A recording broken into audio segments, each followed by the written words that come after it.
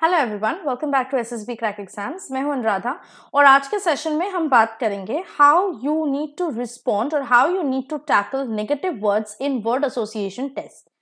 जी हाँ, आपको पता है दैट वैट यानी वर्ड एसोसिएशन टेस्ट जो है एसएसबी इंटरव्यू में चारों साइकोलॉजिकल टेस्ट में से सेकंड टेस्ट पे आता है। इस टेस्ट में आपको 60 वर्ड स्क्रीन पे शो किया जाता है। हर वर्ड स्क्रीन पे 15 सेकंड्स के लिए रहता है। इन्हीं 15 सेकंड्स में आपको वर्ड देखना है और उसके लिए एक रिस्पॉन्स यानी उस वर्ड को लेके एक सेंटेंस बना के आपको अपने आंसर शीट में लिखना है। Now the things that majorly confuse the students, the candidates in VAT is that positive words के लिए तो positive sentences लिखेंगे, that everybody knows. But what about negative words? क्योंकि आपको पता होना चाहिए that VAT में compulsorily negative words जरूर आते हैं, जरूर पूछा जाता है और इस टाइप के वर्ड्स के लिए भी आपको पॉजिटिव रिस्पॉन्सेस लिखने पड़ते हैं। सो कैंडिडेट्स गेट कंफ्यूज कि इन टाइप के वर्ड्स के लिए किस तरह के सेंटेंसेस हमें लिखना है जिसमें हमारी नेगेटिविटी या हमारी नेगेटिव क्वालिटीज साइकोलॉजिस्ट को ना दिखे। तो आज के सेशन में हम इसी पे बात करेंगे, how you need to tackle the negative वैट words in SSB. First of all, आपको अपना माइंडसेट ही पॉजिटिव रखना पड़ेगा। You have to frame your answers in such a way so that it will emphasise how you can overcome challenges, how you learn from failures or from your bad experiences, or how you can find constructive solutions to problems. Next, जब भी आपको challenging वाला कोई शब्द मिलेगा जिसपे challenges हो, तो आपको ऐसे शब्द के लिए ऑपर्चुनिस्टिक सेंटेंसेस लिखना है, यानी ऐसे सेंटेंसेस जिसमें आपको ऐसा क्वालिटी आपके अंदर से बाहर निकले जिसके थ्रू असेसर्स ये असेस कर सके कि चैलेंजेस को आप चैलेंज नहीं या प्रॉब्लम्स नहीं बल्कि अपॉर्चुनिटीज के हिसाब से देखते हो for growth and positive outcome. Next is for negative words, for sentences that you need to make for negative words, you have to showcase resilience. So basically again, अगर ऐसा कुछ negative word हो जिसमें downfall, failure दिखा रहा हो, वहां पे आपको दिखाना पड़ेगा that how you are taking that word to bounce back, to come back, and how you can overcome challenges. So इन तरह के जो sentences आप लिखोगे इसके थ्रू साइकोलॉजिस्ट को पता चलेगा that you have resilience, you have determination, and you have the capacity to face adversity with a strong mindset.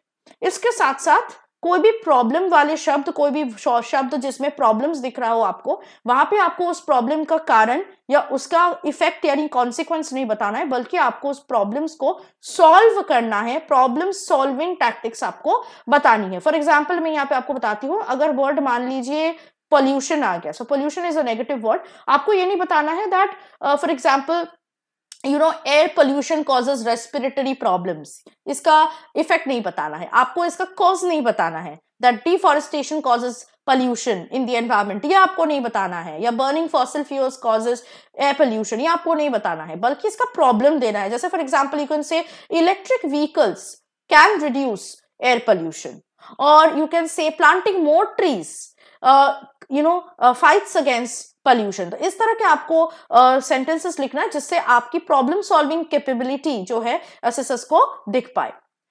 Next is you have to highlight learning and growth basically. So जहां पे negative experiences, अगर ऐसा कुछ words है जिसके through आपको negative experience के बारे में लिखना हो रिस्पॉन्सेस में, उसमें आपको इस चीज पे फोकस करना है कि how you have tried to learn and you have grown by going through these bad experiences, how it has played a very valuable lesson in your life. So basically ऐसे sentences के through आपके अंदर जो different qualities है to continuous learning, personal growth, ability to turn setbacks into opportunities for improvement, ये सारी qualities assessors को जो है पोर्ट्रेट होगा। You have to avoid negative language, जैसे मैंने कहा नेगेटिव या डिफीटिस्ट लैंग्वेज, हार जाना, गिव अप कर देना, ऐसा अप्रोच या एटीट्यूड आपके सेंटेंसेस में नहीं रहना है। Instead you have to focus on the words that will project a positive and forward looking attitude. Next is you have to incorporate team work, ये बहुत इंपॉर्टेंट है। टीम वर्क जहां पे एप्लीकेबल हो सकता है वहां पे आप अपने रिस्पॉन्सेस में जरूर इंक्लूड करना। It will highlight your ability to collaborate with others to overcome challenges and achieve a shared goal. Next is you have to acknowledge realism. तो नेगेटिव जरूर है लेकिन इसके चक्कर में इसको अनरियलिस्टिक या इलॉजिकल रिस्पॉन्सेस नहीं लिखना है आपको नेगेटिव वर्ड्स के लिए। You have to maintain a positive tone and you have to accept and acknowledge the realistic challenges or the reality behind these negativity of the words, but you have to give it a positive color.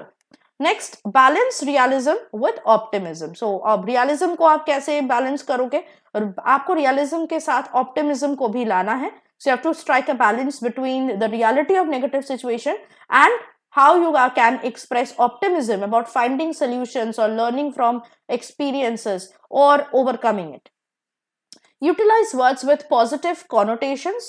So for example, अगर ऐसे कुछ words, negative words आपको मिले तो उसका positive connotation वाला शब्द आपको use करना है. For example, difficulty अगर मिले आपके VAT में तो आपको challenge या opportunity for growth इस तरह के approach से उस word को respond करना है. Next, you have to express determination. ये बहुत इंपॉर्टेंट है. गिव अप नहीं करना है या गिव अप वाली एटीट्यूड आपको नहीं शो करना है इस रिस्पॉन्सेस में. You have to showcase your determination and commitment to overcome obstacles. So you have to use words that can convey persistence, tenacity and a strong will to succeed. Next, avoid blame or excuses. किसी और पे blame करना, किसी excuse के through अपने responses को लिखना. So you have to steer clear of these things. You can not blame others, or you cannot make excuses for negative situations. Focus on your individual response and action in the face of challenges. Next is connect to officer like qualities. तो आपके अपने अंदर के qualities के साथ आपके responses को connect करना है. जितना हो सके personal beliefs, personal moral grounds, personal value system, इस पे फोकस करना है आपको.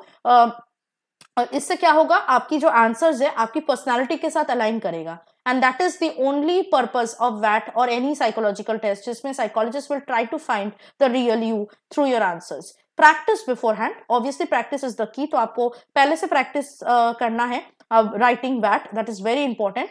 This will help you to actually develop a repertoire of positive and constructive answers. तो इसके लिए हमने practice set provide किया है for VAT, not only for VAT, for other SSB interview related tests as well.